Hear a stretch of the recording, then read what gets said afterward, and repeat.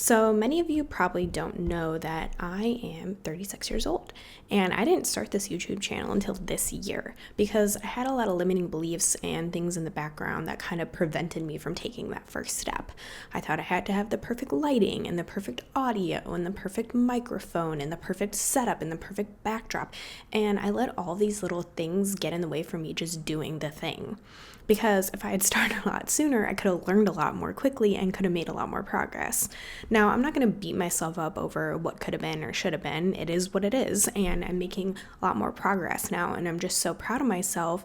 And I'm here to tell you that if there's anything that you have a deep desire to do, just do the fucking thing. And it doesn't matter how old you are.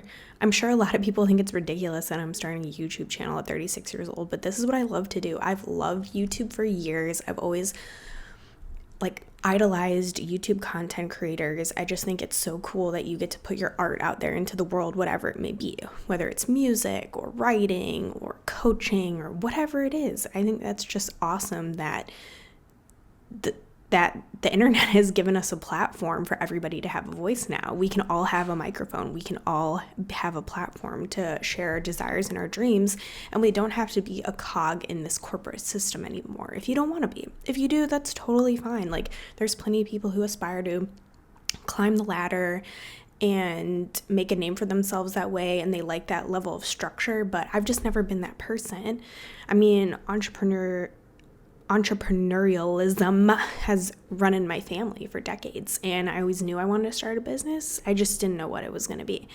But just passing my 36th birthday last week, I've had a lot of time to reflect on how far I've come. And I think I've been so busy in doing mode that I haven't been able to sit back and enjoy all the fruits of my labor. So over the last couple of days, I redid my backdrop, got a new microphone, and I'm just investing and stepping into my power as being a coach and being a content creator because that's what I want to do.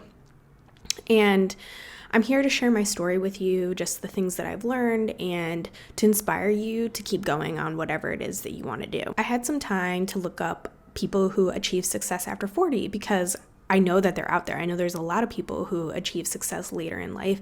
So I wanted to give you a list to kind of inspire you as well. So the first person on the list was Samuel L. Jackson, and he actually didn't get recognition until his first film, Pulp Fiction, when he was 46 years old.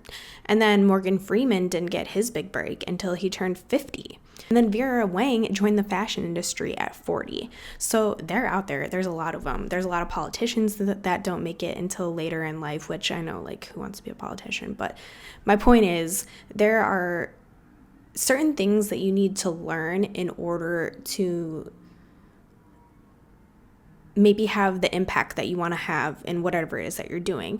Had I tried to start this 5 years ago when I initially wanted to, I wouldn't have the wealth of knowledge that I have now. I wouldn't have had all the experiences. So I do truly believe that things happen in their own time. It also got me thinking what my definition of success is. I think a lot of us spend time chasing a societal expectation of success or the level of success that our friends and family told us to go after. And so that's what I started reflecting on over this last week. And I don't quite have an answer yet, but it is something I plan to journal about because that's where I tend to get most of my downloads from.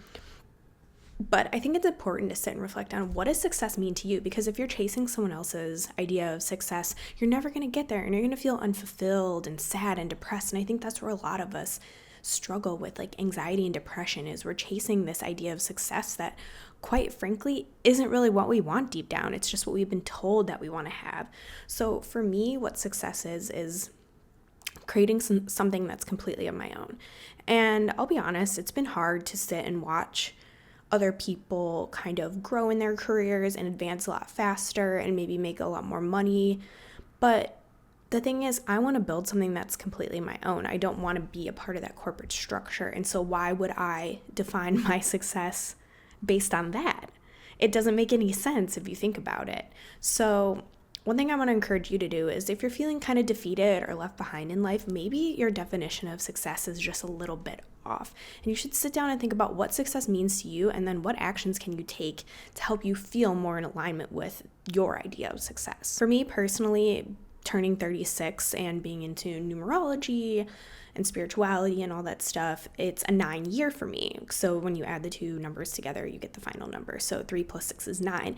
And 9 is like the end of an era, an end of a pattern, an end of a cycle, essentially. And so I've been seeing signs of transformation everywhere. Like, I went to 2 different events. The tarot cards that I got, that were pulled for me, by the way, just really represented everything that I'm kind of stepping into right now. So the first one that I got was the Chariot in the upright, and it has to do with movement, progress, action, integration, determination, willpower, control, direction, departure, courage. And then a couple weeks later, I was pulled the Fool card, which is new beginnings, possibilities, innocence, spontaneity, optimism, trust in life, blind faith, adventure, opportunity, pleasure. And then on my birthday, which also happened to be the start of the age of Aquarius, so it's going to enter into this whole new, like, I think it's 20 or 40 years of just like complete energy changes on the planet. I don't exactly know all the details of it, but look it up if you feel compelled to. But there's a big shift happening, and I think we're all woefully aware of that. That's why shit's kind of falling apart so that new things can be rebuilt. It's all a part of the cycle. And then the other thing that happened on my birthday was that being a Scorpio, Scorpios have 3 different levels of evolution. The first being Scorpio, which is like their base level phase. And then the next one is the Eagle phase. And then the final phase is the Phoenix. And as I was driving home from work one day on my birthday, I saw a sign of a Phoenix that said rising like a Phoenix. And I was like, okay, this is just getting too weird to be a coincidence. So also look out for the signs around you that might be pointing you in a certain direction. Like, even ask your guides if you have to, like, tap into that conscious energy that surrounds us everywhere, because the universe is listening, and if you ask for help, it will point you in the right direction. It may not come right away. It's going to come when you least expect it. But if you happen to see a sign, also think about what you were thinking about right before you saw it, because that'll kind of give you a little more context as to what the sign is telling you. So getting back to this whole definition of success and what I've been learning, to push past your limiting beliefs, you have to take you have to take action that directly contradicts those limiting beliefs. At least that's what's been the most successful for me. A lot of people focus on affirmations and visualizations, which is totally fine. But for me, what I found to be the most potent is taking action that directly contradicts that limiting belief. Because when you take the action and you prove to your brain that you can do something that you never thought was possible, then it's going to force you to create a new belief.